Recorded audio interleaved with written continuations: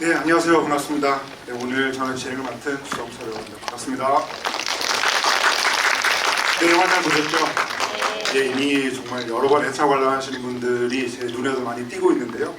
아무튼 오늘 그 GV는 내 파과의 모든 것이라고 하는 부제가 붙었습니다. 왜 그런 부제가 붙은지 아시죠? 바로 오늘 그 가운데 계신 임수정 배우님과 그 임규동 감독님께서 내 안의 모든 것을 하신 지가 이제 한 12년, 13년 되지 않나요? 네, 13년 됐죠. 네. 촬영한 지는 14년 됐죠. 아, 벌써 그렇게 됐어요. 됐어요. 시간이 정말. 네, 그 인연으로 오늘 이런 부제가 붙어서 오늘 특별 게스트로 임수정 배우님을 모셨습니다. 큰 박수로.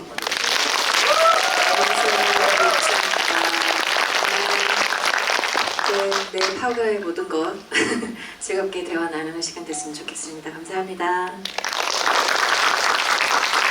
대한민국 대기실에서 그 민규동 감독님과 임수정 배우님께서 정말 뜨거운 포옹을 하셨는데요. 오늘 이렇게 함께 하신 소감이 어떠신지 좀 여쭤보고 싶습니다. 감독님, 저희는 그래도 저는 이제 내 안의 모든 것 작품 이후에 이제 저희는 이제 종종 안부도 묻고 이제 뵙고 뭐 커피도 마시고 차도 마시고 식사도 하고 그렇게 이제 소식을 서로 전하고 있었고요. 제가 감독님 계속 좀 좋아해가지고 네, 좋아하는 사람한테만 그럽니다. 사실 그 내 안에 모든 것 훨씬 전부터 몇 번의 그 인연이 좀 있긴 있었어요. 작품으로 만든 그죠 감독님. 네, 임종우 찾기라는 영화가 제작될 때, 네, 수필럼에서 제작을 했던 작품이었고, 네, 그리고 뭐 은밀한 유역이라는 또 영화도 있었고요. 그리고 내 안에 모든 것. 연속 세 작품을 같이 한 거의 유일한 배우고 앞으로도 정말 그런 인연은 쉽지 않을 것 같은 특별한 인연이 있는 배우고 감사하게도 내 안의 모든 것이라는 영화에 운명적으로 만났었고 평양영화상 배우주연상으로 그렇죠. 영화를 더 빛내주셨고 갑자기 다시 상기시켜주셔서 감사합니다. 그게 네, 상 받았었어요. 30대 네. 초반인가 중반인가? 사실 굉장히 이런 나이에 맞아요. 30대 초반 정도 됐던 것 같아요. 그러니까 정말 엄청났던 그런 순간들을 간직하고 있었고 그 이후에도 다양한 행보를 보여줬던 배우로서 멀리서 가까이서 늘 응원하고 있었고요. 저는 GV를 이제껏 이제 극장에서 13번째 영화인데 많이 해봤었는데 제 영화에 출연하지 않은 배우랑 하는 GV는 처음이에요. 정말 특별하고 배우 본인에게도 이게 쉽지 않은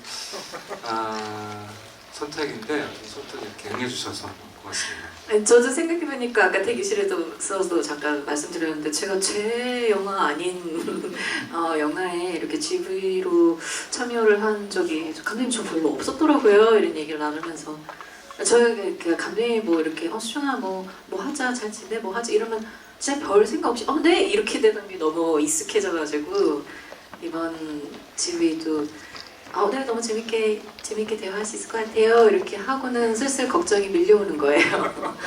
무슨 얘기를 해야 되지? 근데 미묘한 링크가 있긴 해요. 그냥 미안하다 사랑하다에서 그쵸? 이 파과의 링크가 있죠. 네. 이혜영 선배님이 제가 출연했던 대히트작이었던 그 미안하다 사랑한다라는 드라마에서 저는 아니고 제 소지섭 배우의 엄마 역으로 이제 나오셨어서 그 당시에 저는 이렇게 많이 자주 현장에서 뵙지는 못했지만 그래도 아주 존재감 있는 중요한 역할을 해주셨었던 인연이 있고요. 그래서 괜히 저도 이 영화 처음 봤을 때 되게 반갑더라고요. 이혜영 선배님을 이렇게 연기를 쭉 볼 수 있어서 너무 좋았습니다. 그러니까 은근히 접점이 굉장히 많네요. 그리고 아까 말씀해 주셨지만 그 내 안의 모든 것에서 그 정인 캐릭터도 사실은 굉장히 그 당시로 보면 굉장히 혁신적인 캐릭터라고 해도 될 만큼 굉장히 인상적이었고 그리고 그 당시에 청룡영화상 여우주연상 수상하셨는데요.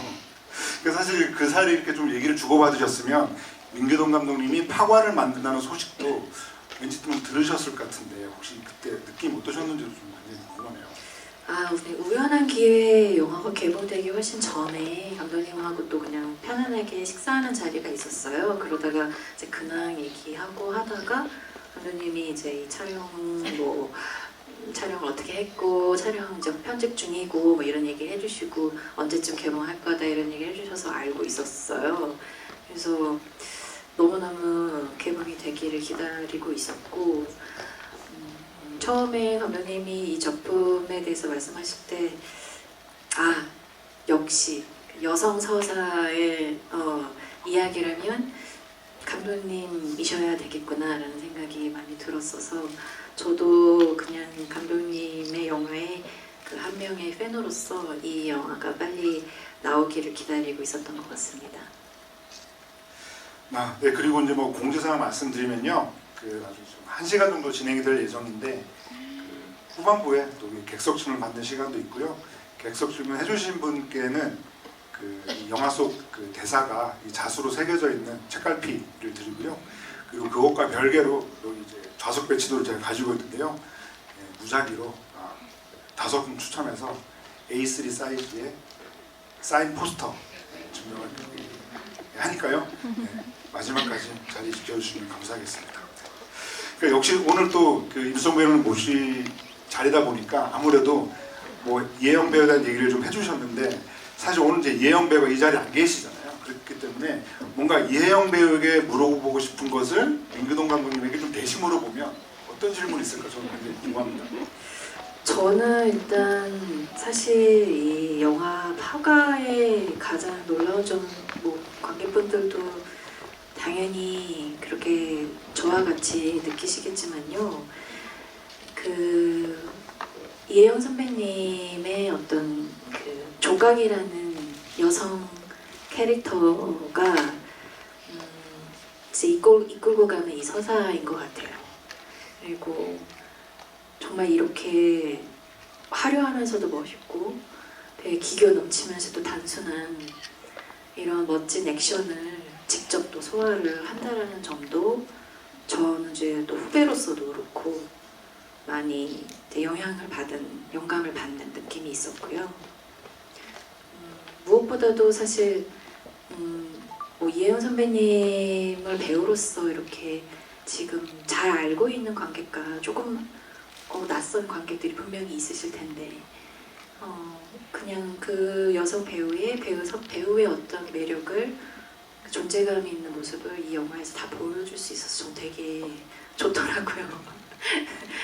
그래서 그런 면에서도 이 원작 자체가 큰 매력이 있는 거라고 저는 사실 아직 원작을 보지는 않았어요. 영화는 2번 봤지만 이 원작을 보고도 어떻게 단번에 그러니까 이혜영 배우여야 한다라는 생각하셨는지, 그리고 이런 그 여성 서사가 가득한 매력적인 원작을 보고 단박에 이제 감독님이 꼭 이걸 하고 싶다라고 생각한 어떤 지점이 어떤 면이었는지 궁금합니다. 네. 그때 아마 내 안에 묻은 것들가 다시 떠오르긴 하는데요. 그 시나리오 내용을 보고 아무도 임수정을 생각하진 않았던 것 같아요. 그냥 많은 분들이 다른 배우를 이렇게 제안했었고 저는 그때 임수정 배우를 우겼었어요. 그때 SK2의 화려한 모델이기도 했었고 청초함과 어떤 뭐랄까 깨끗한 정말 그렇게 집에도 막 옷 벗어던질 것 같고 막 그렇지는 않은 완전 다른 종류의 세계에 살 것 같은 배우로서 이미지가 있었기 때문에 저는 사람들이 아직 보지 못한 다른 이면의 임수정 관객들과 정말 만나고 싶다. 평상시 말의 속도보다 1.5배로 말을 하는 배우에다가 그 전에 보여주지 못했던 굉장히 코믹한 이미지까지 뭔가를 그렇게 탐색해내고 발견해내고 싶은 욕망이 굉장히 크었던 배우였거든요. 이혜영과도 마찬가지로 80년대, 90년대부터 극장 내 큰 화면에서 그냥 신비스러운 느낌으로 이렇게 발견하긴 했었지만 최근에 보여줬던 모습 속에서 관객들이 아직 다 보지 못한 분명히 하지만 보게 되면 상당히 놀라고 반갑고 정말 보지 못했던 보석 같은 모습이 있을 거다라고 확신이 들었고 배우를 만났을 때 정말 이렇게 꾸밈이 없고 오히려 사람들의 영화라는 게 캐릭터가 입히고 헤어 분장부터 해서 이렇게 새롭게 많이 입혀져서 가공된 이미지로 결국은 만나는데 이 영화도 당연히 가공을 거쳤지만 그냥 배우 본연의 모습 지금 가지고 있는 그 자산 지금 상태 그대로가 너무 매력적이었기 때문에 이건 정말 운명적인 순간이구나 이런 생각이 들었었어요. 그 개인적으로 좀 궁금한데 혹시 이혜연 선배님이 처음부터 단박에 이 작품을 참여하고 싶다 하셨는지. 네, 자기랑 똑같아요. 쉽지 않았었고 저는 그랬거든요. 감독님 제가 이거 못할 것 같아요 감독님. 그래서 제가 이걸 해서 괜히 작품을 해를 끼치면 어떡하지? 제가 이런 면이 있나요? 저는 이랬던 것 같아요. 그죠? 똑같은 답을 하셨고 중간에도 그만둔다고 했었잖아요. 맞아요. 너무 힘들어서 힘들었어 저는 그때. 왠지 자신이 없어서 이영 선배 똑같이 준비하다가 중간에 내가 이걸 다 표현할 수 있을까? 내가 이 액션을 담보할 수 있을까? 내가 그걸 전체를 끌고 가면서 주제를 전달하면서도 이걸 믿게 할 수 있을까? 내가 이걸 맞추면 어떡할까? 사람들이 또 혹시 지금 내가 보여주는 이 노년의 삶을 보고 나를 뭐랄까 좀 덜 매력적으로 보면 어떨까? 정말 늙어버린 어떤 사람을 보면 어떨까? 하여튼 온갖 종류의 불안과 공포 속에서 끊임없이 회의하고 의심하는 입장을 가졌던 것 같아요. 나는 그걸 끝없이 설득하고 어떻게든 나는 관객을 설득할 수 있다라고 확신을 주는 방식으로 계속 이렇게 같이 사실 내 안에도 불안과 공포가 있었고 나도 이 결과적으로 관객들이 정말 좋아하거나 매력적인으로 느낄 배우를 끝내 완성할 수 있을까? 이 질문은 마지막 촬영 날까지도 있었고 그래서 마지막 촬영이 끝나는 순간에 이제 컷 사인을 안 하고 수고했어요 라는 말을 하고 이제 뛰어가서 안고 난 같은 눈물이 터져 나와서 그 의심의 끝에 결국 이런 순간이 있었구나 이런 감격의 기억이 있어요.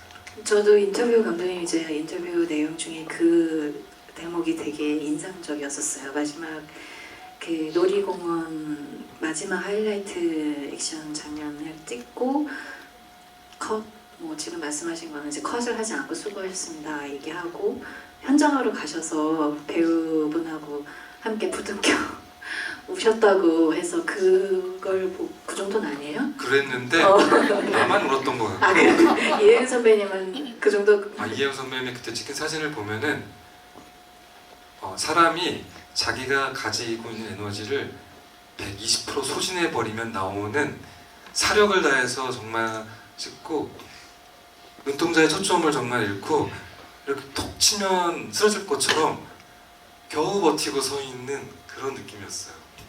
그래서 저 연기가 죽기 직전에 나도 곧 죽을 거니까 좀 이따 보자라고 하는 연기를 하고 있는데 정말로 그 상태에 가 있는 것 같은 거의 인사 상태의 느낌까지 그런 이미지가 있어서 정말 마라톤을 하다가 죽는 사람이 있잖아요.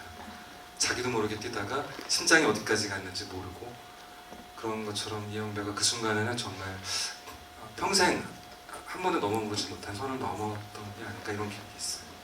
그야말로 내 파가의 모든 것이군요. 근데 진짜 모든 이러면서 배우 입장에서는 진짜 자신의 모든 것을 다 그냥 그냥 우리가 그냥 편하게 얘기하는 말로 갈아 넣었다 그러죠. 충분히 그러셨을 거로 저도 감히 짐작을 해보고요. 뭐 또 후배 배우로서 또 같은 또 여성 배우로서 정말 쉽지 않은 도전이었을 것 같다. 근데 이걸 이렇게 너무나도 대단하게 해내셨구나라는 생각이 들어서 나중에 또 기회가 된다면 직접 말씀도 드려보고 또 감독님도 한번 말씀을 전해주시면 감사할 것 같습니다. 그럼 혹시 그 인터뷰 내용이 좀 인상적으로 다가왔던 이유는 저 사람이 나랑 영화를 찍을 때는 안 그랬는데 왜 달라졌지라는 생각을 하셨던 건지 왠지 이전작을 함께 하셨던 배우다 보니까 현장에서의 그 민규동 감독이 어떤 사람인지 굉장히 궁금하고요. 또 그거 말씀해 주시면 민규동 감독님도 사실은 그 또래 한국 남자 감독들에 비하면 장편 연출 편수가 압도적으로 많은 감독님이세요. 그래서 그때랑 비교하면 나 자신도 현장에서 좀 이렇게 달라졌다. 뭐 이렇게 좀 해줄 수 있는 부분도 있지 않을까 싶습니다. 뭔가 제 머릿속으로 들어갔다 오신 것 같은 느낌인데요. 근데 사실 또 장르가 다르기도 하고요. 내 안의 모든 것 같은 경우는 또 조금 더 유쾌한 장르에 있었고, 이렇게 또 한 인물, 또 두 어떤 관계성에 있는 인물, 파과처럼 한 인물과 두 관계성에 있는 인물을 되게 그 안에 심리까지 이렇게 파고드는 정도는 아니었기 때문에 저희 그때 당시 현장에서는 내내 그냥 웃으면서 했던 것 같아요. 그리고 모니터 앞에서도 감독님은 늘 가장 즐거워하셨었고, 배우가 현장에서 힘들어도 즐거워하셨었고요. 모니터 앞에서. 그래서 그 유쾌함 때문에 이렇게 또 현장이 잘 진행이 됐던 기억이 저는 있어서, 뭔가 감독님의 그 인터뷰 내용에서 마지막 장면을 배우와 함께 부둥켜 안고 울었다라는 것은 뭔가 글로만 봤는데도 이렇게 제가 약간 코끝이 찡긋해지는 거예요. 그 장면이 마치 제가 눈앞에 보고 있는 것처럼 그려지더라고요. 제가 감독님을 또 더 알아서 그럴 수도 있고, 이 마음이 어떠셨을지 그런 생각이 듭니다. 네. 그러니까 제가 1995년에 처음 단편 영화를 찍기 시작해서 이제 올해가 딱 정말 30년째인데요. 촬영 중간에 이제 너무 힘들어서 샤워하면서는 많이 울죠. 첫 영화 때부터 이제 혼자 우는 순간 사실 굉장히 많았는데 촬영장에서 운 거는 사실 처음이었어요. 그거는 저도 이제 의도치 못하게 소리 내서 오열을 한 거는 처음이었고, 이렇게 밖에서 보면은 이렇게 계속 찍다 보면은 이제 익숙해지고 편해지고 노련해지기 때문에 더 이제 좀 쉽게 영화들을 찍어낼 것 같은데, 영화의 속성은 조금 같은 공연을 계속하는 거랑 정말 다르게 새 작품을 시작하면 정말 신인감독하고 똑같은 상태가 되는 것 같아요. 새로운 배우랑 새로운 조건에서 뭔가 새로운 텍스트를 가지고 찍어내니까. 그래서 첫 영화 찍을 때처럼 아주 힘든 상태였고, 저의 능력이나 경험치가 높아졌다면은 아마 저의 욕망도 높아졌던 것 같고, 그 다음에 제가 가진 장애물도 같이 높아진 것 같았어요. 그러니까 옛날보다 더 높이 뛰어서 더 멀리 뛰고, 그렇게 완전히 또 새로운 경험으로 이번 영화도 그렇게 신선하게 맞이했던 것 같고, 그래서 끝까지 어떻게 될지가 끝이 안 보여서 그 마지막 순간에 드디어 이제 어떤 터널을 통과했구나 이런 느낌의 그 울컥한 순간이 있었던 것 같아요. 그 울컥한 순간에 혹은 그럼 이제 조각을 연기한 이혜영 선배님과 단 한 명의 배우와 그런 더 공감대를 형성을 하신 건지, 저는 개인적으로 제 투를 연기한 김성철 배우의 연기도 정말 좋았는데요. 어느 쪽으로 더 마음이 가셨는지, 너무 잔인한 질문인가? 밸런스 게임. 약간 원래 이제 배우 입장에서 보면은 작품을 하면서 유독 감독님이 더 이렇게 연민을 두거나 공감을 하거나 마음이 이렇게 가게 되는 캐릭터가 있기 마련이거든요.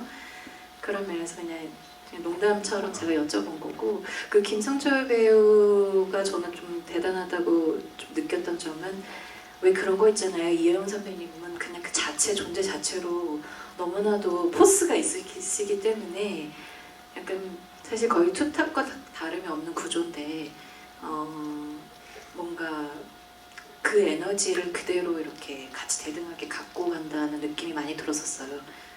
그리고 감정의 변화는 사실 조각은 좀 이렇게 잘 표현하지 않게 묵직하게 이렇게 흐른다면, 왜 감정에게 변화는 사실 투가 더 이렇게 보여지잖아요. 그래서 그런 면에서도 저는 이 배우의 모습이 되게 연기적인 면에서 되게 좋았거든요. 김성철 배우랑 어떠셨는지 궁금합니다. 네.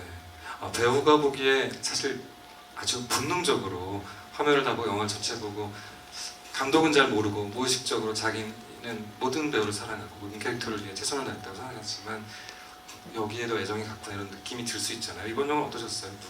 내가 누굴 더 사랑했던 건가요? 나의 무의식은 어땠을까? 아니 그 감독님 말씀 들어보고 싶어요. 감독님 무의식은 어땠을까? 김성철 배우한테는 좀 미안한 감정들도 오히려 많이 느꼈던 것 같고, 왜냐면은 전체 이야기가 조각의 이야기고 은퇴 측면에서 목격자를 남기고 그 사실로 결국은 파국을 맞고 새로운 또 삶의 방향을 찾아나가는 큰 맥락 안에서 그 같이 파동을 만들어가는 배우로 김성철이라는 투 역할의 배우가 있다 보니까 그리고 워낙 어려운 액션 연기를 이영 배우가 하다 보니까 항상 촬영장에 촬영 그날 가장 긴 대기를 하고 마지막 짜투리의 시간에 최선을 다해서 빨리 잘 서야죠. 그리고 기회를 많이 주지 못하고 그래서 김성철 배우는 그 짧은 기회 안에서 자기 최선을 다해서 연기를 해왔기 때문에 그런 점이 안타까우고 다음에는 좀 조금 더 잘 해볼게. 그리고 다음 촬영장에 와서 똑같이 또 미안해 이제 반복됐었는데 점점 나아질 거야. 그런데 마지막 촬영장에서 기회가 가장 적었어요. 김성철 배우에게. 만약 마지막 액션의 클라이막스와 감정과 모든 게 거의 특히 조각에게는 죽음 직전까지 가잖아요. 그러다 보니까 그 몇 미터씩 전진해 나가는데 한 5m 전진하는데 하루 걸리는 거예요. 정말 보기에는 금방 지나간 5분짜리의 과정이지만 그러다 보니까 막판에 김성철의 그 배우로서의 기회는 정말 더 어려운 조건 속에 자신은 그 최선을 다해서 그 자신의 뭔가 표현을 해내야 됐던 그런 상황인 것 같아요. 그러니까 그랬다면 또 왜 이제 촬영 현장이라는 건 늘 그런 상황이 이제 놓여지게 되거든요. 뭐 불가피하게 조금씩 뭐 지연이 된다거나 뭐 그런 상황에서도 어떻게든 나에게 주어진 그 짧은 시간 안에는 모든 걸 또 다 표현해야 되는 게 또 배우의 몫이니까. 근데 또 더 대단한데요. 대단한 건 것 같아요. 근데 영화가 조각의 영화고 자신이 조각을 빛내기 위한 존재로 조각 옆에 그 일종의 콘트라스트죠. 이렇게 서 있다는 그 캐릭터의 정체성을 너무 잘 아니까 그것을 자기 운명처럼 받아들이고 묵묵히 잘 해낸 것 같아요. 아마 끝날 때까지 그 불편함을 내색하지 않고 그래도 그건 또 너무 고마운 일이죠. 아니 그리고 또 이제 OST에 참여까지 했잖아요. 김성철 배우가. 보니까 감독님이 작사를 하셨던데요. 관객분들 보셨나요? 이제 엔드크리드 이렇게 올라가면 감독님 민교동 감독의 그 작사가 되어 있습니다. 그래서 더더욱이나 더 그 가사에 이렇게 집중해서 듣게 되는 그런 매력이 있었어요. 곧 짭짤을 친다는 소식도. 연애보는 것 때도 고 이성균 배우랑 같이 춤출 때 나오는 음악이 불어 가사로 나오잖아요. 네. 그때 제가 작사를 해서 그때도 그렇게 하셨어요. 네. 그 음저협에서 매달 바로 전후에 영화로부터는 저작권료는 없지만 가사 저작권료에서 나오고 있어요. 그때는 한 30분 정도 잠깐 작사해서 쉽게 만든 곡이었는데 이번에는 한 1년 정도 뭐 거의 A4 한 8페이지 정도의 다른 버전의 가사들을 계속 만들어 왔었고 원래 노래 제목은 나의 이름 조각이라고 조각이 부르는 노래고 마지막에 조각의 이야기여야 된다고 생각했었기 때문에 조각 이름을 계속 가사를 썼었는데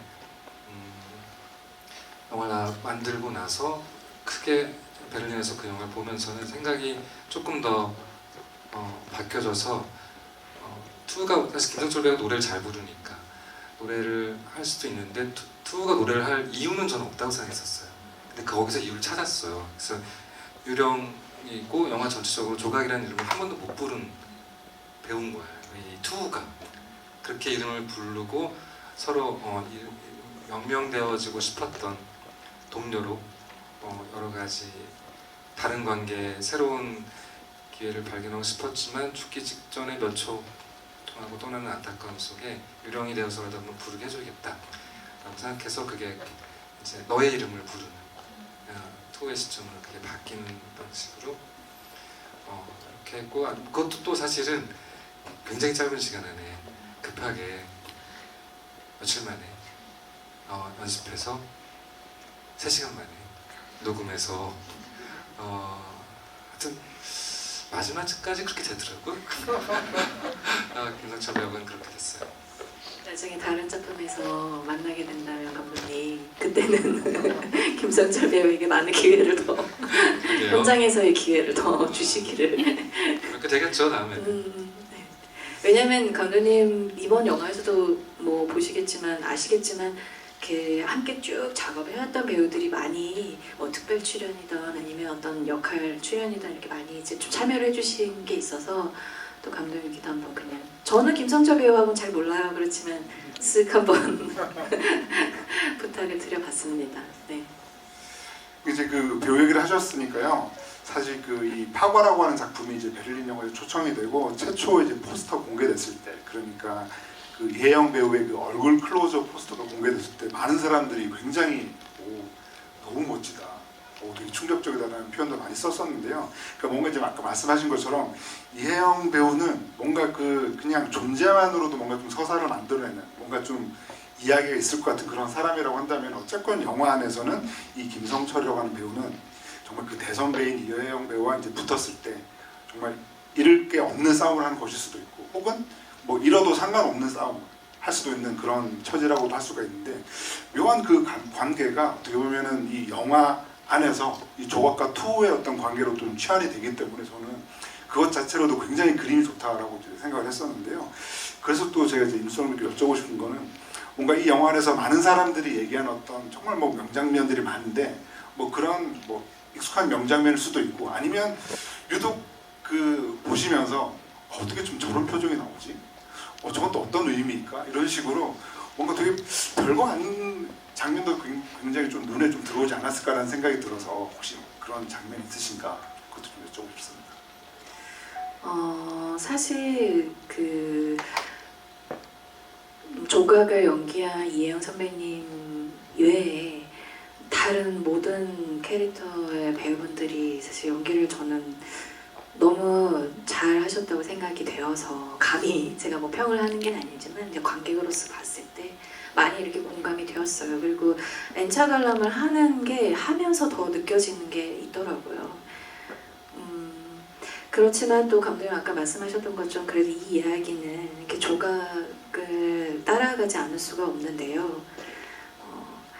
이 화려하고 그렇지만 지금 그 과거보다는 좀 뭐 기술적으로 힘으로써 조금은 약해졌을 수도 있겠지만, 그래도 여전히 그 관록이 넘쳐나는 그런 액션 장면들도 너무 훌륭하지만, 저는 그 사이사이에 조각이 혼자 덩그러니 자기만의 공간에서 이렇게 있을 때가 뭔가 제 심장을 약간 관통하는, 묵직하게 찌르는 부분들이 있더라고요. 그리고 또 옛 동료이자 어쩔 수 없이 이제 처단을 해야 하는 그런 장면에서 마지막에 그 동료의 얼굴을 만지는 어떤 손동작, 그 떨림, 그 보내는 사람, 상실하는, 내가 자이든 타이든 처단하고 상실할 수밖에 없는 그 대상을 향한 그 흐느낌, 아니면 호흡, 뭐 찡그려져 있는 얼굴, 터질 듯이 터지지 않는 그 감정, 그 미묘한 그런 부분들이 저는 계속 기억이 남더라고요. 그리고 마지막에 뭐 특히 후반, 중반 이후에 혼자 덩그러니 냉장고에서 이렇게 문드러진 그 과일을 잡고 약간 알 수 없는 표정, 또 마지막에 다 쓰러져가는 투를 갑자기 되게 빠른 속도로 이렇게 끌어당기듯이 확 와락, 자기도 힘들지만 확 안아가지고 내 품에 이렇게 안아서 바라보는 그 표정, 내려다보는 표정, 이런 것들이 계속 잔상에 남더라고요. 그래서 그런 장면들이 그래도 관객들로 하여금 그 조각이라는 여성 킬러에게 더 다가갈 수 있는 면들이 아닐까라고 저는 감히 한번 생각을 해봅니다. 네. 혹시 답을 하시면 또. 네, 영화는 원작에 뭐 거의 50년에 걸친 뭐 많은 이미지도 있고, 그다음에 영화 속에 등장인물도 많고, 액션 장르이면서도 또 감정의 표현들도 많고, 여러 가지가 있는데 막 다 놓치고 다 부실하고 다 흠집이 나 있어서 여기 한 가지 맛이 만약에 남는다면 저는 한 가지 지켜야 되는 게 조각의 얼굴이라고 생각했었어요. 그래서 어느 영화보다 다양한 얼굴, 정말 온갖 종류의 감정의 순간과 상황의 순간과 밑바닥까지 가서 더 발견할 수 없을 정도까지 이혜영의 많은 얼굴들이 이 영화의 서사다, 저는 그렇게 생각했었어요. 그래서 정말 땅에 파묻어서 죽이고 그 번진 화장의 얼굴에서부터 그 계단에 구르기 직전에 그 상대방과의 결투 속에 그 목을 찌를 때 그 정말 숨이 넘어가는 순간의 액션이나 마지막 투와 한 칼 마지막 승부할 때 눈을 감을 때 그 이제 죽음을 받아들일 것 같은 뭐 얼굴이나 정말 여태까지 보지 못했던 얼굴들의 수많은 장면들이 그거 하나 영화들만 이어서도 얼굴들만 이어서도 하나 영화가 될 정도로 그것을 남기는 게 영화의 서사의 가장 중요한 지점이구나 이렇게 생각했던 것 같아요. 사실 저는 그 평소에 이제 이혜영 배우를 볼 때마다 그 한국의 글렌 클로즈 같은 그런 배우다라고 생각을 했었는데요. 생각을 해보면 그 글렌 클로즈는 이제 47년생이신데 딱 지금 이혜영 배우의 나이 때부터 또 완전히 새로운 전성기를 맞으셨거든요. 그런 점에서 저는 이혜영 배우가 파과 이후에 어떤 또 행보를 보이실지 너무 이제 궁금하다는 생각이 들고요. 그래서 이제 뭐 제가 마지막으로 이렇게 임수영배우께 질문을 드리고 이제 객석으로 이제 질문을 넘기면 어쩔 수 없이 그 이제 한국 영화에서 활동하는 그 여성 배우로서 이 파과의 이혜영 배우를 보고 있으면 지금 현재 이혜영 배우의 나이대에 그 내가 그 나이대가 되면 과연 어떤 모습일까 이런 것들도 좀 상상하지 않으셨을까 이런 생각을 좀 해보게 되거든요. 어떠신가요? 몇 살이지? 수정이가? 나이를 묻지 않을게. 공개적으로 나이를 물어보세요. 검색하면 나옵니다. 그런 생각을 진짜 안 할 수가 없어요, 자연스럽게. 저는 그래서 참 후배 배우로서 이렇게 선배님들이 계속 좋은 작품에서 도전해서 뭔가 이렇게 좋은 결과, 흔적을 이렇게 남겨주실 때마다 정말 얼마나 다행이고 감사한지 모르겠습니다. 그래서 저는 그럼 나라면 어떤 배우로 한 앞으로 10년, 20년 후에 어떤 배우로 관객들께 어떤 얼굴을 나는 보여줘야 될까 이런 생각을 당연히 하게 되죠. 이혜영 선배님도 저렇게 하셨는데 뭐 저도 뭐 갈비뼈 뭐 부러지는 거 뭐 각오를 하서라도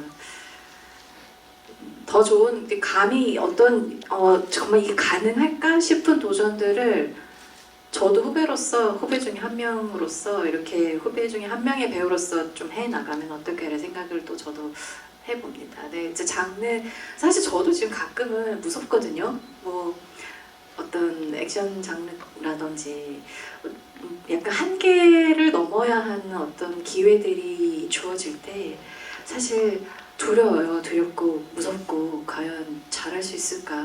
그런데 그런 생각은 그냥 들지도 않게 해야 될 것 같아요. 계속해서 좋은 도전을 해 나가는 배우로 저도 이제 관객분들께 보여드려야 되지 않을까라는 생각을 많이 했습니다. 네, 알겠습니다. 네, 큰 박수.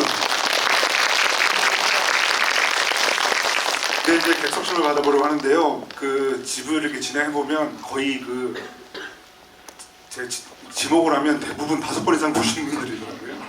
그래서 이제 첫 질문은 오늘 파과를 처음 보신 분 질문을 받아보면 어떨까 싶습니다. 그렇게 질문 한번 해보도록 하겠습니다. 여기 네 번째 흰옷 입으신 반팔 흰옷. 리바이스? 예, 특정. 그 뒤에 분이 마이크가 있나요? 그래서 제가 두 분 다 연달아서 해주시죠. 네.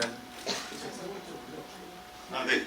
제가 생각하기에 조각은 원칙주의자라고 조금 느꼈는데요.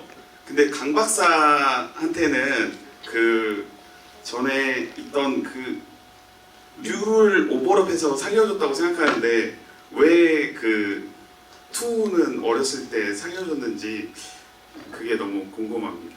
어떤 감정으로 그 아기를 살려줬는지. 어떤 감정이었을까요?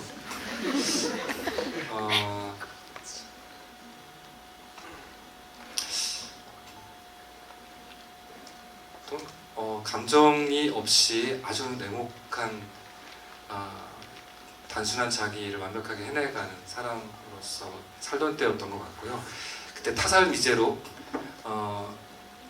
굉장히 원한에 의한 살해인 것처럼 했어야 했기 때문에 그냥 죽이는 건 첫날 들어와서 너무 쉽게 죽였을 것 같고 근데 마치 원한이 있는 것처럼 죽이려고 타이밍을 잡다 보니까 열흘의 시간이 흘렀고 원래 시나리오에서는 수면제로 아이도 같이 그래서 결국 같이 죽일 수밖에 없는 상황에 대한 고민을 하지만 사실 수면제를 먹이지 않는 그런 갈등의 순간들이 있어서 투가 그때 나도 왜 죽이지 않았어? 라고 방역 일지를 봤을 때는 투가 자료에서 봤을 때는 나도 죽일 수 있었었구나 하지만 살려줬었구나 라는 걸 뒤늦게 알아서 그 질문을 하거든요. 마지막 순간에 그 아이가 실내화 때문에 돌아왔을 때 많은 생각을 했을 것 같은데요. 저 친구가 어떻게 되는 걸까? 근데 압도하는 어떤 가장 들릴 듯 말 듯한 정어 명령을 하나 다 던져주고 사라져서 당연히 날 쫓아올 수도 없고 그 아이는 또한 경찰 조사를 받았을 때 목격자가 누구인지 얘기할 수 없고 그리고 거기서 더 이상 어떤 감정적인 유대 없이 그냥 앞에서 내가 베풀었던 친절과 이런 모든 맥락들이 본인 비즈니스에 아주 철저했던 순간이라는 선을 정확히 긋고 떠나는 것 같아요. 그러니까 그때의 실수가 25년 정도 지나서 마지막 투를 안고 대화를 나눈 순간에 완전히 기억이 사실 복원되진 않고 수없이 많은 일을 하면서 부분 조립이 되고 그때 내가 책임지지 못한 약속을 했구나라는 후회 물결이 오지만 그때 감정들은 정확히 조각은 자기 할 일을 하는 그런 상태였던 것 같아요. 네, 그 뒤에 분 이어서 해주시죠. 네, 안녕하세요. 저는 오늘 영화 처음 봤는데 좀 마지막에 이제 격투시 끝나고 나서부터 뭔가 감정이 되게 계속 몰려와서 약간 GV 보는 내내도 지금 아직도 조금 뭔가 강렬하면서 먹먹한 느낌이 있는데요. 좀 투를 볼 때 표정은 항상 막 분노에 차 있고 약간 불안한 그런 눈빛이어서 좀 잘 감정이 안 느껴졌는데 오히려 그림을 그리는 그 모습들에서 그림에서 뭔가 그 투의 감정들이 많이 느껴졌거든요. 특히나 마지막에 그 가족이라고 하면서 올려져 있는 그 그림도 본인이 직접 그리는 장면이나 그리고 마지막으로 김성철 배우의 목소리가 나오면서 그 투가 그린 그림들이 나올 때 조금 그 투가 이런 사람인가 이런 거에 느껴졌는데 그런 연출을 어떻게 하게 되신 건지 그 그림을 또 누가 그린 건지 좀 궁금합니다. 네, 그림은 미술팀 팀원들한테 그림체를 다 받아봤어요. 미술팀원이 이제 서양화를 공부한 친구가 있고 디자인을 공부한 친구가 있고 다 스타일이 다르잖아요. 그림을 너무 잘 그리는 내가 그림은 안 된다고 생각했었고 여러 종류의 톤을 생각했었는데 그냥 그 옛날에 집에서 자기 연필이나 이런 거로 몰래 그 알약을 빻아주는 조각의 뒷모습을 그냥 이렇게 그리다가 오면은 몰래 싹 덮고 자기 표현에 서툴었던 사실 학대를 받고 있었던 아이의 맥락처럼 했었고 원작에는 그런 표현들이 없었고 그 과거에서부터 지금까지 연결고리의 맥락에 이제 카세트 테이프를 줬기 때문에 사실 오토바이 타고 헬멧 안에는 사실 이어폰이 있는 늘 그 음악을 듣는 뭐 이런 설정들이 있고 집에 가보면 그림들이 이렇게 있었고 너무 조각을 만나서 기분이 안 좋았을 때 들어와서 그림을 다 찢어버리고 자기 독백들을 이렇게 현해가는 맥락으로 설정들을 했었고요. 영화 안에서 근데 영화 전체 사실 거의 조각 시점은 진행되기 때문에 그 맥락들을 다 이렇게 표현하기는 좀 어려웠고 그림이 많이 보여줬다면 생각보다 사실 그림 그리는 장면이 많지 않고 맥락이 많지 않은데 어떻게 이렇게 느꼈을까? 약간 오히려 그런 질문이 좀 들고 근데 마지막 순간에 그 원형에서 이제 막 싸울 때 네모에서 같이 서로 등을 찌르고 죽는 장면으로 자신이 꿈꾸는 품에 안길 수 있는 유일한 이유로서의 이 일종의 동반자살을 꿈꿨던 그림이 이제 마지막 그림이잖아요.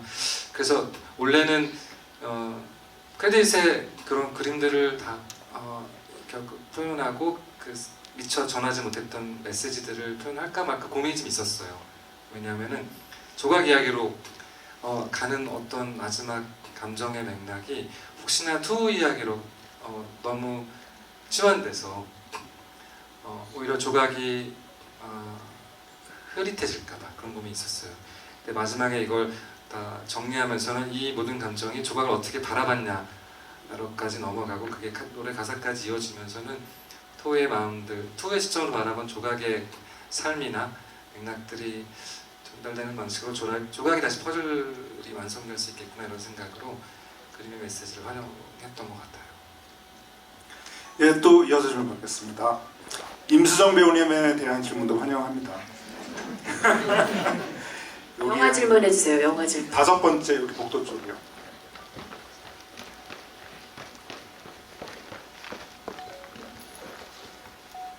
그 오른쪽을 보시죠.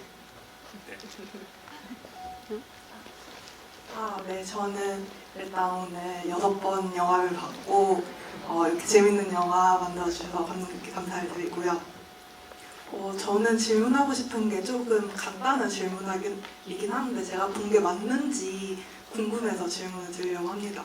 그 투가 처음 등장한 씬에서 그 장기 밀매업자인 부사장을 죽이는 씬에서 칼로 찌른 부위와 투가 마지막에 조각 한 대 찔린 부위 같은 건지 한번 감독님께 여쭤보고 싶었습니다.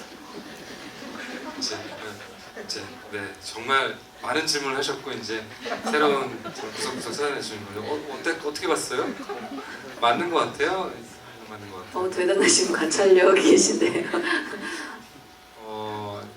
그 현보람 씨가 연기한 그 부사장의 그 부위를 투랑 일치시킬 필요는 저는 없다고 생각했었고요.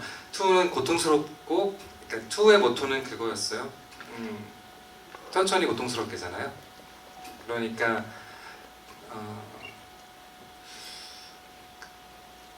그냥 쉽게 너무 죽일 수 있는데 겨드랑이에 아주 신경이 모여 있는 곳을 둔탁한 무기인 핀셋으로 찔러서 그걸 후벼 파는 거예요. 그러니까 살인 방식이 조각처럼 고통 없이 간단하게 목적이 정확하게 그냥 처리하는 방식이 아니라 얼마나 이렇게 미친 듯이 그러니까 소를 죽일 때 그 장면이 너무 잔인하잖아요. 계속 놀리다가 마지막에 등에 칼을 꽂은 창을 꽂는 방식이니까 그렇게 유명해지기를 바랐기 때문에 너무너무 유명해져야만 어디선가 그 어둠의 세계에서 활약하고 있을 조각의 조직이 자기를 찾아올 거기 때문에 그 본성이 아니라 그 조각을 찾는 방식의 하나로서 그 잔인함을 찾았고 영화 안에서 그런 내용을 이제 많이 보여줄 수는 없어서 초반에 그 장기밀매에 침대가 있고 여러 이제 도구가 있었기 때문에 메스로는 그 다른 부하들을 죽이고 핀셋으로 땅을 파하는 그런 맥락을 취했던 것 같아요. 투가 찔린 거는 저는 이제 일종의 간 부위라고 저는 생각했었는데요. 예수가 원래 십자가에 쳐서 찔리는 부분, 그러니까 간 쪽이죠. 그래서 간을 찔러서 다시 한번 긋는 그 올리는 굉장히 잔인한 장면의 맥락들을 생각했어요. 왜냐하면 그때 조각은 사력을 다해 아이를 구하기 위해 지킬 것을 지키기 위해 모든 자기 손목을 하나 내주고 그리고 투를 고통 없이 단방에 죽이기 위한 선택을 했어야 됐기 때문에 이렇게라고 생각했었어요. 네, 또 다음 좀 받겠습니다. 이쪽 복도 진행자분 앞에 분, 예.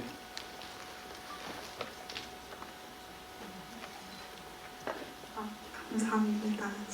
저도 영화를 좀 여러 번 봤는데요. 저는 원작을 보지는 못했어요. 근데 제가 N차 관람을 다시 하게 된 이유가 좀 이상한 포인트에 제가 꽂혀서 다시 보게 됐는데요. 처음에는 이 조각학과 2의 얘기가 빠져서 N차를 하다가 제가 두 번째 봤을 때 갑자기 조각의 방이 너무 눈에 들어오는 거예요. 이제 무채색일 것만 같았던 방 안에 파란 이불에 빨간 색이 들어가는 게 눈에 보였는데 이게 눈에 너무 보이니까 다시 보고 싶다 이런 생각에 다시 봤는데 그 집 안에 파란 소파에 빨간 담요, 화장실에도 그 빨간 바구니 손잡이에 파란 다이아 그래서 이런 것들이 계속 눈에 보이는 거예요. 의도적으로 미술적으로 놓으신 건지 원작에 그 부분이 나와 있었던 건지 궁금합니다. 원작에서는 잘 모르겠네요. 근데 빨간색이 영화 안에서 사실 영화가 이제 킬러들이 나오는 영화다 보니까 킬러라는 단어는 나오지 않지만 사실 직접적으로 사실 피를 상징하는 부분이 많이 있어서요. 그 뉴가 누워서 시킬 거 만들지 말자고 얘기했을 때도 사실 빨간색 약간 작은 얇은 담요가 있고 투가 신정방역 앞에서 만에 자살하는 남자라는 그림 앞에서 사실 이렇게 똑같은 자세로 누워서 연기를 시켰어요. 그때도 빨간색 이제 블랭킷이 있죠. 그 피를 흘리고 죽을 것 같은 그런 맥락의 이미지로 배치를 시켰고 영화 소설과는 다른 방식으로 관객들의 무의식에 그 종합적인 화면들이 흘러가게 하는 방식이잖아요. 관객들이 처음 볼 때 사실 배우의 눈을 기점으로 보기 시작하는데 그래서 저는 사실 영화 볼 때 항상 뒷좌석에서 많이 봐요. 왜냐하면 감독이기도 하고 전체를 계속 조망하려고. 근데 한 번에 모든 정보를 동시에 받아들일 수 없는 이 극장이라는 독특한 체험 현장의 맥락이 있으니까 뒤에 배치하는 소품, 주변에 배치하는 어떤 것도 무작위 선택이 하나도 없어요. 네, 모든 것의 의미를 스스로 설계하고 설득하고 맥락을 잡지 않으면 아무것도 놓지를 못하는 거예요. 왜냐면 왜 그러냐고 우리는 계속 질문하니까 그게 왜 필요한지, 왜 그 색깔인지, 왜 거기에 있는지. 근데 그런 맥락 속에 약간 그 붉은색 천이 둘을 파국적인 죽음의 결말들을 계속 암시하는 방식으로 놓여 있어요. 네, 또 다음 좀 받겠습니다. 저 뒤에 진행자 분의 오른쪽 세 번째 같은데요.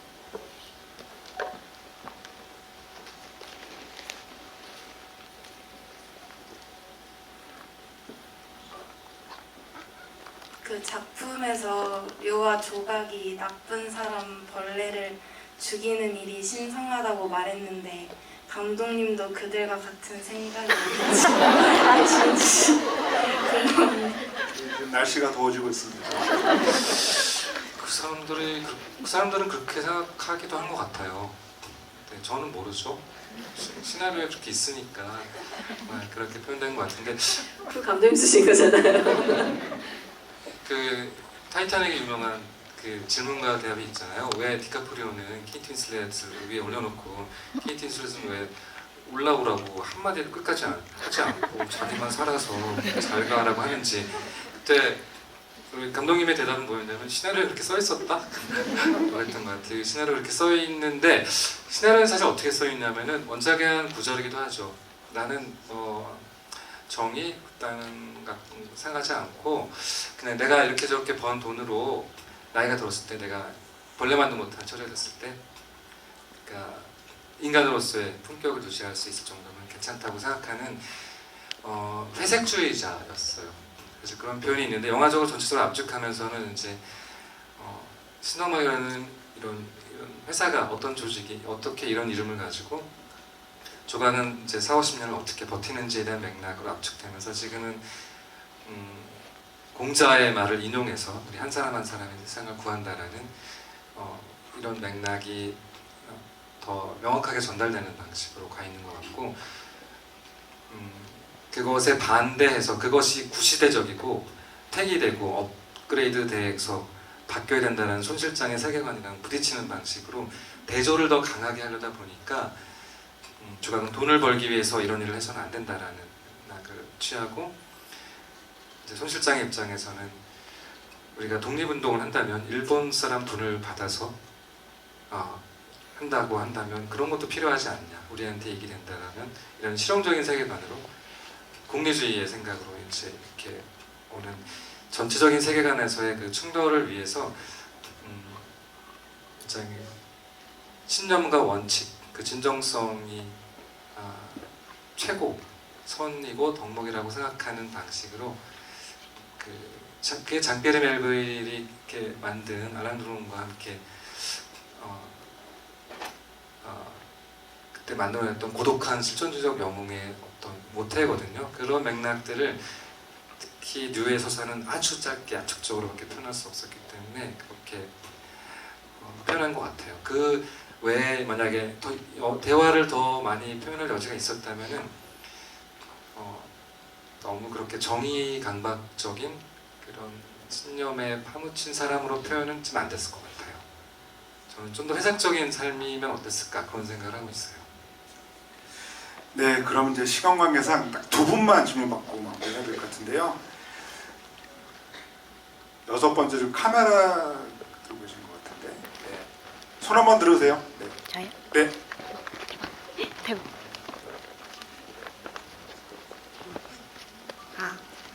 안녕하세요. 저는 떨려가지고 질문을 미리 적어왔는데 그대로 읽겠습니다.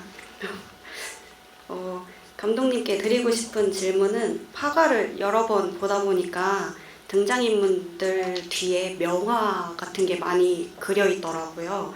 그리고 사무실에 걸려있던 그림에 소파가 비슷한 것 같아서 계속 쳐다봤는데 투우가 그 자리에 앉음으로써 그 그림이랑 똑같은 자세를 하고 있는 걸 보고 집에 가서 그 그림을 엄청 찾아봤는데 만의 자살이라는 그림이 그려 있는 걸 보고 너무 충격을 받아서 다른 그림들도 더 찾아봤어요. 비하인드 영상이나 이런 거를 보면서 더 찾아봤는데 조각방에 있던 그림은 폭풍 속의 네덜란드 배 이거고 하나는 이거는 편집돼가지고 영화상에는 안 나왔는데 클린트의 사랑이라는 포스터도 붙어있는 걸 찾았거든요.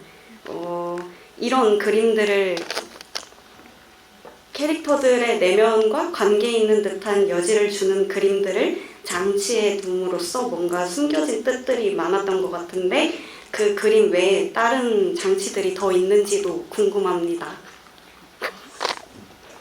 네, 그 윌리엄 토너라는 영국 작가가 그린 네덜란드 해영화풍의 그림 맞고요. 그 영화 속에서 배가 어디로 가는지도 모르면서 이런 손 실장과의 세계관 충돌에 대한 얘기를 하죠. 파도가 높으니까 등대를 보내야 된다는 맥락도 있는데 그게 여러 개의 배가 부딪히는 풍랑 속에 아주 자초할 위기에 처한 그런 폭풍 속의 배를 그리는 장면이고요. 그게 조각 머리맡에 있어서 조각의 운명을 암시하고 있고 그 만의 그림도 자살하는 남자라는 제목이죠. 그러니까 그 장면에서 투가 사실 결과적으로 자살이라는 방식으로 조각과 부딪히고 자기의 마음을 표현하고 조각이 여전히 자기가 쓸모있는 삶을 향해 다시 살아갈 수 있게 암시해주는 맥락으로 그런 그림이 있었고 클림트 그림은 그 첫날 이제 귀에 이렇게 해서 목소리만 듣고 25년 전에 그 사람이 맞는 것 같아 아주 얼굴을 보지 못하고 레전드구나 저 사람의 뒷모습을 보고 이제 쫓아와요. 그래서 거기 조금 볼록 거울에 조각이 지나갈 때 보면 저 뒤에 투우가 싹 나타나는 장면이 있어요. 그래서 그 기찻길 밑에 따라가는 조각의 뒷모습은 투의 시점샷이고 그 옆에 이제 그림체 지금 거의 포스터랑 비슷한 사랑이라는 남자가 여자를 이렇게 내려다보는 그런 장면들이 있죠. 사실 영화를 만약에 그 장면이 실제 있었더라도 보면서 배우를 안 보고 그 장면을 보기는 쉽지는 않았을 거예요. 아마. 하지만 영화 속에서는 이제 둘의 관계를 암시하는 모든 맥락들을 작은 그 모티브로 풀 수밖에 없어서 그 외에도 많이 있긴 하겠지만 이제 없는 장면에 어떤 요소들을 지금 제가 미리 말씀드리는 게 그거는 아마 잘 이해가 안 될 거라. 근데 그걸 찾아서 발견해낸 것만으로도 너무 대단하신 것 같다는 생각이 드네요. 네, 그럼 이제 마지막 질문 받을 것 같은데요. 혹시 지목해 주실까요? 우리 임수정 배우가 뽑아주세요. 낙점을. 벌써 마지막 질문이에요?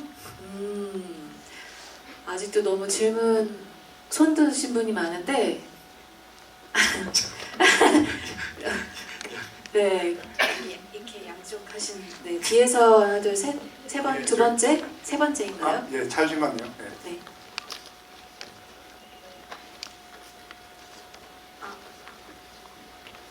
저도 이번에 영화를 처음 관람하는 건데요.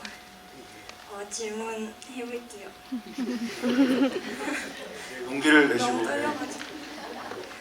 투가 마지막에 조각이랑 싸울 때 극소를 찌르지 않고 되게 좀 살 수 있는 그런 신체에다가 상처를 낸 것 같은데 이게 그 투의 원칙인 천천히 고통스럽게 보내기 위한 것이 아니라 조각이라서 그런 건지, 그러니까 조각에 대한 그런 약간의 사랑이 있어서 그렇게 살살 퍽 때렸는지. 이렇게 하셨어요. 살살 퍽 때렸는지. 네. 그쵸. 전체적으로는 표면적으로는 복수극의 플롯을 취하고 있죠. 신입 총잡이가 이제 레전드 총잡이랑 한판 붙자고 계속 달려드는데 저 무모한 최고 레전드를 향한 욕망의 서사인 것처럼 겉에 플롯은 그렇게 취했고 자기가 동료로 인정받고 싶어서 그 정말 밥 한 끼 같이 나눌 수 있는 식구가 되기를 바라는 마음으로 조각을 살려준 직후에 너무나 모멸감을 느끼게 자신을 죽이려던 그런 조각에 대한 실망감, 배신감, 허탈감이 극도의 분노로 자신을 뒤집어 놓았고 그렇게 차 안에서도 죽을 수도 있다고 생각했었죠. 어차피 그 사람 손에 죽을 수 있다면 그것은 나쁘지 않으니까. 근데 이건 아니야라는 생각으로 해니를 납치하고 그 잔혹한 배신감에 의한 싸움인 것처럼 가서 읽으신 것처럼 천천히 고통스럽게 죽이는구나라는 노인학대의 맥락으로 사실 읽히는 게 표면적으로는 맞는 서사인데 그때 중간중간 나오는 투의 과거 시점이 투로 처음 바뀌어서 투가 기억해내고 조립하려는 과거의 맥락을 보면은 사실 진짜 죽으면 안 되잖아요. 투의 도박은 원형에서도 만약에 총에 맞아 죽었다면은 투는 진짜 자기 머리에 자기가 돌멩이를 박았을 정도로 하지만 믿었던 거죠. 그 정도는 다 통과해낼 수 있는 거대한 전투력의 소유자고 그 본인이 그걸 느끼고 심장이 여전히 뛰고 살아있는 사람으로서 최고라고 느끼게 해주는 방식으로 죽지 않을 정도의 맥락이고 나중에 그것을 조금 있다가 보면은 사실 나를 봐달라고 내가 여기 온 이유를 알아봐 달라고 그리고 내가 원하는 것은 뭐 사랑 같은 어떤 노골적인 그런 단어의 맥락이 아니라 너무 소박하게 내가 잘 컸다고 그냥 우리 같이 밥을 먹을 수도 있고 이 자신이 좋아하는 일을 같이 할 수도 있는 아주 최소한의 인간관계로 또 복원되기를 바라는 마음인데 그 모든 시간 끄는 이유가 어쨌든 해니를 살리기 위한 강 선생네를 지키기 위한 것이라는 걸 아는 순간 어쨌든 불구덩이에 뛰어드는 것처럼 조각을 향해 칼을 날리지만 조각은 그거를 피해내고 막아내고 자신을 이겨서 살아남을 거라는 것도 알고 있는 아주 복합적인 이제 맥락의 액션 설계를 했던 것 같아요. 그러니까 뒤쪽 네모의 액션은 그 원형에서는 스펙타클의 그냥 장르적, 물리적 액션을 거기서 다 보여주고 네모로 와서는 서로 누군지 알아보는 이제 드라마의 액션을 가져가는 과정이었기 때문에 고민은 좀 있었어요. 너무나 노인을 정말 끝까지 학대하니까 그것으로 인해 생길 불편함이나 제 걱정은 회복이 안 될까봐. 뭐 후에 어떤 사연이 있었든 어떤 동기였든 아무리 그 열망이 대단하더라도 이렇게까지 나쁜 사람을 조각이 받아줄 수 있을까? 혹은 관객이 받아줄 수 있을까? 그 고민이 좀 있었어요. 그래서 정말 극악스러운 나쁜 놈이면서도 관객들 마음속에 어떤 종류의 감정적 영향을 주는 그 설계 안에서 이렇게 계속 이렇게 했던 것 같아요.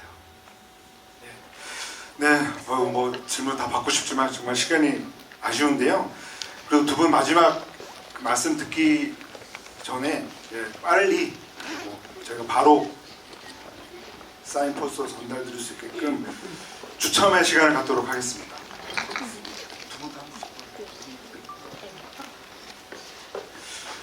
제가 바로 이제 두 분 지목을 할 텐데요. 손을 크게 힘차게 들으시면은 전달드리기가 쉬울 것 같습니다. F16번 있으신가요? 네, 전달드리겠습니다. 그리고 H3번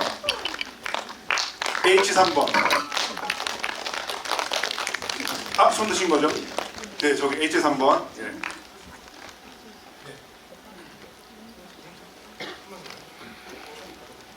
네. 도영을 만났던 조각의 나이가 몇 살인지 혹시 아세요? 16. 조각이 그때 조각의 나이 16이 아니라고 하시는 분이 없구나. 거기까지는 아직 못 갔구나. 38세예요. 그러니까 I11번? I11번. 네, 축하드립니다. 두 분 지목해 주시면 이제 오늘의 5명이 완성이 됩니다. 네, C18번이요. 발음주의. 자신 있게 얘기해야 돼요. 예, 그래도. C18번. C18번이요. 여기 네, 드디어 대망의 마지막 네, 마지막 다 수령자가 되시겠습니다. 다 드리고 싶은데 많이들 N차 관람을 하셔가지고 네, G2번이요. G 있으신가요? 네, G2 저쪽에 계시네요. 네. 네. 이렇게 정말 따뜻하신 사인 포스터의 주인공사 결정됐고요. 그리고 이틀 전에 그 강효선 감독님이 오셔가지고 또 지휘를 하셨는데 최근에 또 파인 촌뜨기들 함께 작업하셨잖아요.